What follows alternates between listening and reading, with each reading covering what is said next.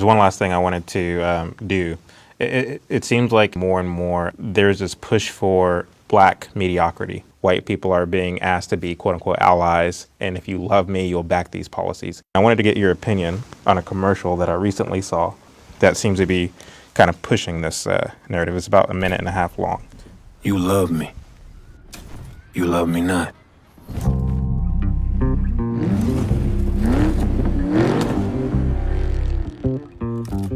You love black culture, but do you love me? You love how I sound, my voice, these beats, this flow. Not me though, right? You love how I look, my hair, this skin, but me, nah. We don't get to exist. We're forced to survive. We still fight. We still play while the world burns, on fields that ain't even level. All men are created equal. That's my favorite part. You hate us so deeply, but you're still so impressed. Why can't you see? There's history in our skin. You built this country on our backs. I'm him, he's me, she, us, we are all black. Power! Power to live right. I got the power! Power! Power to walk right. We got power! Love me or not, we love each other deeply.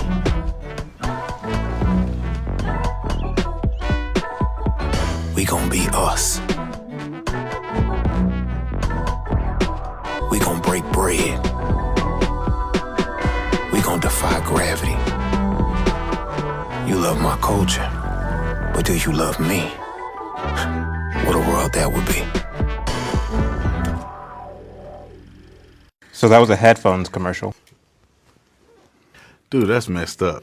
I never saw that before. I have no idea what that was about. I'm serious. I have no idea what that clip was about. I'm totally lost. Amazing.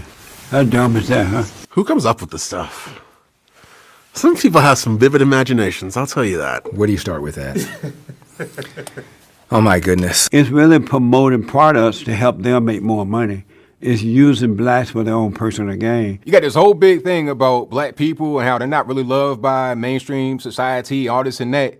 And at the end of it, Beats by Dre, buy my headphones. I'm going to use this perception that you're a victim and do a commercial to get you to buy my product. It's insulting. They sell you a bill of goods while they make a lot of money. I don't know who owns Dre Beats. I believe it's Apple. They bought him out, Yeah. didn't they? Last time I checked, Apple is run by a white man. They promote this facade, but behind the scenes, Dre made $1 billion off of merging with a white man. Dr. Dre is successful because America allowed him to be successful. Was he a drug dealer or something? What sense does this? We can't win like this. It's all victocrat mentality, word salad nonsense. Knock it off. Tell people to do what you did. You have a dream, work hard, make your dream come true. That's what you ought to be telling people. With a video like that, the first question that anyone should have is, who is deciding what our culture looks like? When black culture is relegated to hair and beats and things that are superficial, it tells black people that there's only one way to be black. If your idea of black culture is an individual with tattoos all over their body who smokes weed, sags their pants, wears a do-rag, and so on and so forth, should that be black culture? Is that what you think black culture is? This kind of entertainment, how you look and not anything else? Someone that puts that out there by saying black folks are just good to entertain and look good, they'll be the same ones that say that the outside people are the ones that are being racist against us. It's telling other young people that white people are your problem. And then white people will support it to try to prove that they don't hate black people, to show that, oh, we don't hate you, we care about you, right? But that won't work either. It's not a good example for young people, that's for sure. It's trying to move the goalposts yet again. We're kind of running out of arguments to make of how America is a racist country. Yeah. And so now we want to appeal to the culture and say, well, you don't really love me. You love my music, but you don't love me. And it seems to me, when you see these commercials and others like it, is they're kind of setting the stage for policy. Setting the stage for, if you really love me, give me something. If you really love me, give me the reparations. If you really love me, do this, do that. You know, that's a really good point. I've seen some of the critical race theory videos, and they do stuff like that. They play YouTube videos, and then they use that to get some of these bills passed. Policy does not exist to make someone love you.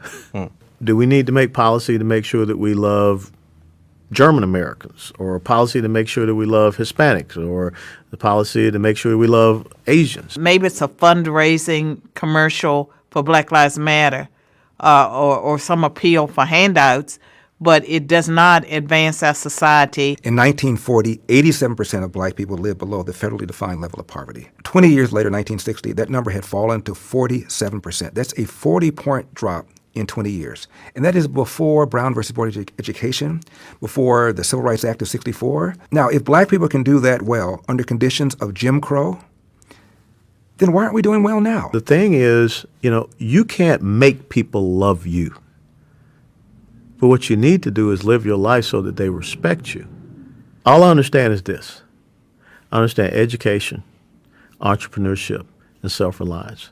I understand the individual over the collective. I understand that I want to be economically empowered, not economically enslaved. I'm not out there wanting people to love me. I want people to respect me. I don't want the equality of outcomes. I want the equality of opportunity. I don't want social justice. I just want justice. I don't ever want to be seen as a victim. I want to be a victor. And I didn't take 2 minutes, 3 minutes to say what I need to say. So that's pretty awesome, but I have no freaking clue what they were talking about.